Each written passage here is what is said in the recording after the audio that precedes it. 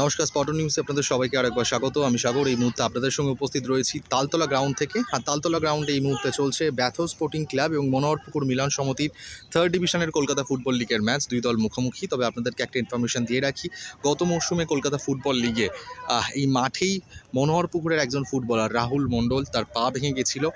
আপনারা সবাই জানেন যে বিগত বেশ কয়েকদিন আগে যখন বৃষ্টি হচ্ছিল এই মাঠগুলোর অবস্থা কী ছিল, ঠিক সেই রকমই এই মাঠের গত মৌসুমের যা পরিস্থিতি ছিল সেই মাঠে খেলতে গিয়ে এই অঘটন ঘটে যায়। ফুটবলার অবশ্যই মুহূর্তে দলের সঙ্গে নেই, কিন্তু তিনি মাঠে আজকের উপস্থিত রয়েছেন।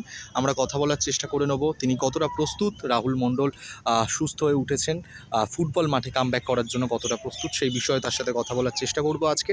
তবে তার আগে ব্যাথর এবং মনোহরপুকুরের মধ্যে তার ডিভিশনাল ম্যাচ চলছে তালতলা মাঠে, সেই ছবি আপনাদের সঙ্গে শেয়ার করে নিচ্ছি।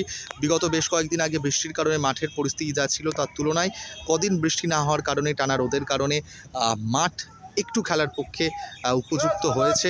আপনারা সেই ছবি দেখতেই পাচ্ছেন। তবে কাদা মাঠে খেলা হওয়ার কারণে কোথাও কোথাও একটু মাঠে গর্ত হয়ে গেছে, এটাই স্বাভাবিক। কাদা মাঠেই ফুটবলাররা ছুটে ছুটে ফুটবল খেলেছেন, যে কারণে মাঠে কাদা না হলেও মাঠে হালকা গর্ত রয়েছে। তবে মাঠের পরিস্থিতি এই মুহূর্তে যা, এই মাঠে হয়তো কিছুদিন আগে কাদা মাঠে একদম ফুটবলারদের পাসিং ফুটবল বা ফুটবলের যে জিনিসগুলো, ফুটবল যেরকম খেলা দেখে আমরা অভ্যস্ত, সেই ফুটবল দেখাই যাচ্ছিল না। এই মাঠে হয়তো একটু হলেও ফুটবলাররা মন খুলে ফুটবল খেলতে পারবেন। আপাতত সেই ছবি আপনাদের সঙ্গে শেয়ার করে নিলাম।